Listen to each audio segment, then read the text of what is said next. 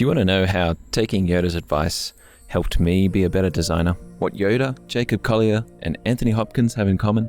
And why I think Jedi Masters would make great concept artists? Stick around, let's find out. Welcome back, friends. Picture this for me real quick. You're an artist working on a design or an idea, a tune, a composition, or you're working to a strict brief and you run into a brick wall. Your mind goes blank. You're sitting at your desk, staring at your screen, and you think to yourself, I can't come up with anything, man. I feel suffocated by the guidelines of this brief, or I'm feeling so much pressure from the clients to deliver exactly what they're looking for. And I'm thinking to myself, man, this art just isn't flowing. The ideas aren't coming to me. And whatever does come to me feels overly forced or uninspired, no matter how much mental effort I throw at the problem.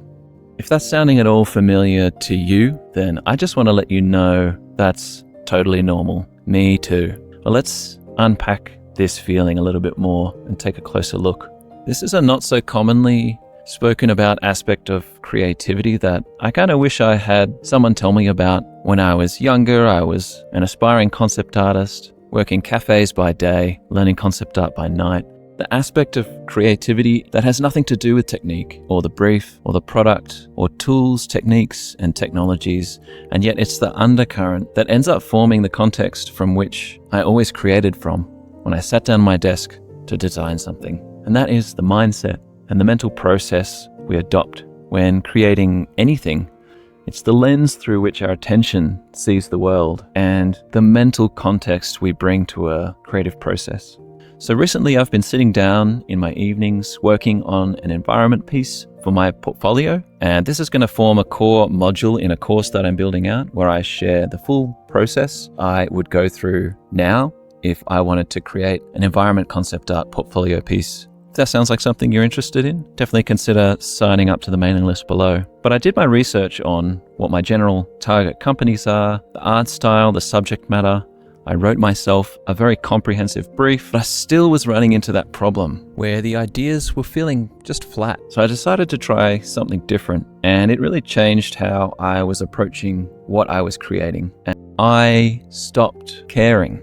Let me explain. So if you've ever listened to or watched the best musicians in the world create or talk about their process to writing or performing music, you'll notice that often this idea of letting go, of not thinking too hard, or letting the hands do the work, or engaging in a state of play comes up. And actually a lot of musicians and actors that I see interviews from talk about this a lot. One example I love is Jacob Collier. I think is a great example of another creative that I admire, specifically for his unself-conscious fearlessness when creating something. He often talks about where there's no wrong answer. And in fact, he relishes the act of making the ugly choice just to hear what it sounds like. And this is part of the reason I believe he's such a magnetic human and performer, like theoretical and technical abilities aside. But I think it's that he's consistently and intentionally engaging in play. It's not just musos either.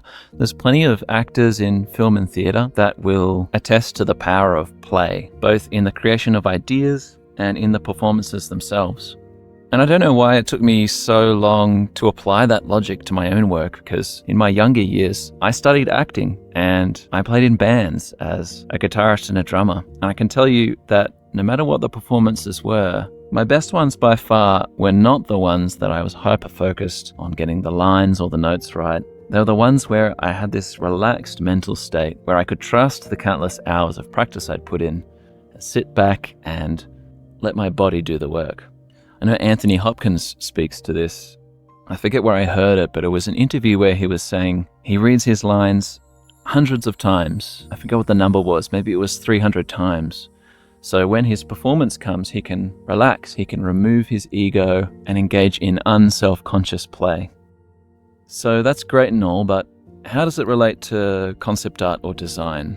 After all, we're not creating objects of self-expression where there are no rules and everything goes, right? Like we're designing to a set brief. Surely it requires countless hours of practicing fundamentals of drawing, design, learning tons of different software and tools, researching the brief, gathering reference. And yes, true, all those things are key components to designing to a brief. But think of it this way, that's all just the rehearsal. When you're actually creating, when you're actually coming up with ideas, that is the performance. That is time to let the body do the work. It's time to take Yoda's advice and unlearn what you have learned. You must unlearn what you have learned. I think that's what Yoda means. I think Yoda's trying to tell us to let go and to engage in creative flow. That joy of creativity that comes from a place of play.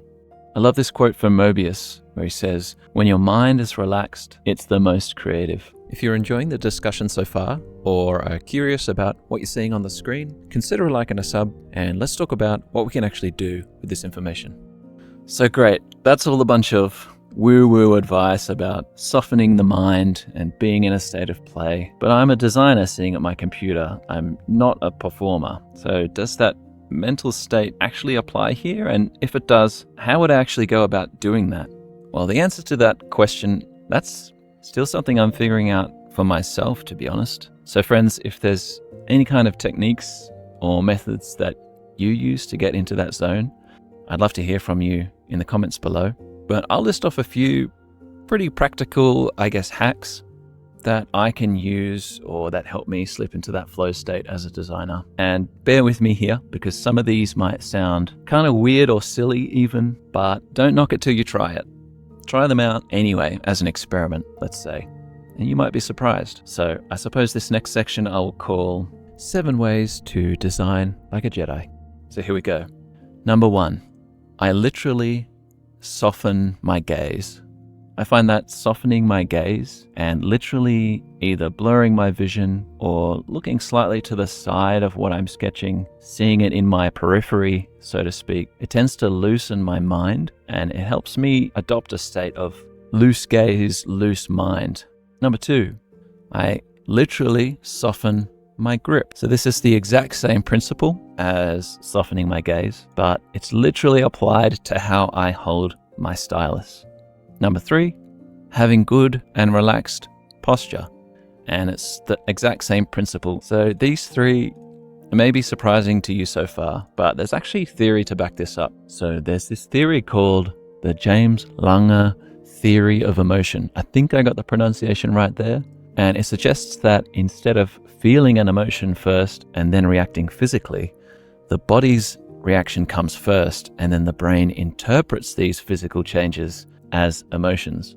So whether or not this is actually the case, I don't think matters, because the fact is when I relax the body, I relax the mind. And this would be the same reason why psychologists would tell anyone having a panic attack to take some deep, slow breaths, because it's changing something physically to affect something mentally. So number 4, having everything I need at my fingertips. So this means my chair, my keyboard and mouse are in a comfy position. But more importantly for me, it means learning or creating shortcuts for almost everything in the programs I use. So I don't know about you, but nothing takes me out of the moment more than having to sift through a massive menu of text to try and find the right command in Photoshop or Blender. I'm a visual guy. When I sit down and create stuff, I like to look at images. I think in images. So if you find yourself creating in Blender or Photoshop or whatever program you're using, and there's something you do almost every time you use that program, setting up a shortcut or an action for that is going to remove friction from your process, right? Anytime I need to dig through menus to find what I'm looking for, I'm breaking up the process and I'm starting to spend more time solving a technical problem and less time creatively problem solving.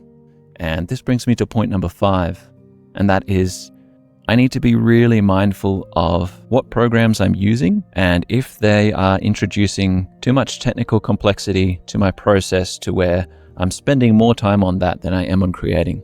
So a perfect example would be if I'm using Blender to create an environment concept and I start spending like 10 minutes tweaking a lighting setting or trying to get the shading to look right. And then once I finally solve that problem, I come back to designing or creative problem solving and I've forgotten what it is that I was doing. So catching yourself running into those technical roadblocks and correcting course, I think is super important. So number 6, I like to call looking at clouds. I like to call this one looking at clouds, but what it really means to me is kind of a combination of everything I've listed above wrapped into one. And I use it most often in the idea generation phase. And it's especially useful when painting with abstract shapes to come up with compositions or sketching early phase designs. And it's a combination of the ideas of letting the body do the work and softening the gaze, where I can be surprised by what I'm seeing on the canvas. And if this is all sounding a little bit vague to you, you can check out a video I posted a few weeks ago on the creation process of a sci-fi space asteroid illustration that I did. I talk a little bit more about that at the start of the video. Number 6, and this is starting to get a little bit more broad here, but all of these feed into what we've already talked about. And these I would consider to be supporting habits, shall we say. So number 6, and probably something that you've all heard before, but that does not make it any less true. And that is get enough sleep, drink enough water, exercise.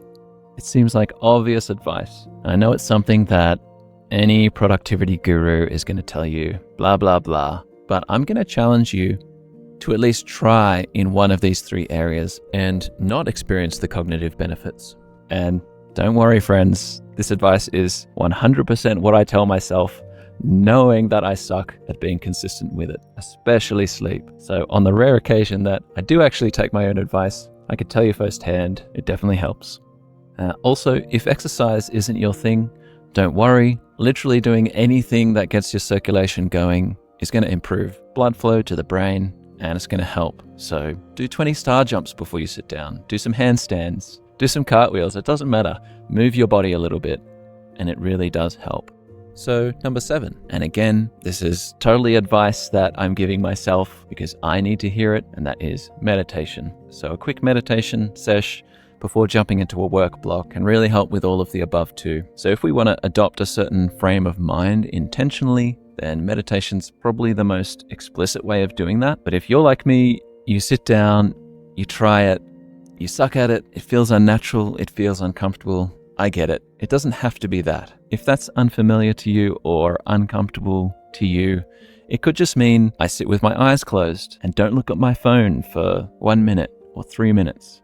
Or I sit down and notice how each part of my body feels for 3 minutes. And even if something like that is a little bit too much for you and it's the last thing you want to be doing, again, I get it. And for those people I say, any kind of exercise, like a walk or a run, without listening to anything, without looking at your phone, or if you're into it, a cold shower can definitely be a substitute for meditation, right? Nothing brings you back into the present moment like being blasted in the face with freezing water.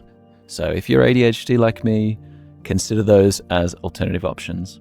So those were some of the internal processes I was leaning on as I was working on this tree concept. And if you're curious about what you see here, sign up to the waitlist for the Environment Concept Art for Production course, or check out this video for a really simple approach to concept sketching, and go create something cool.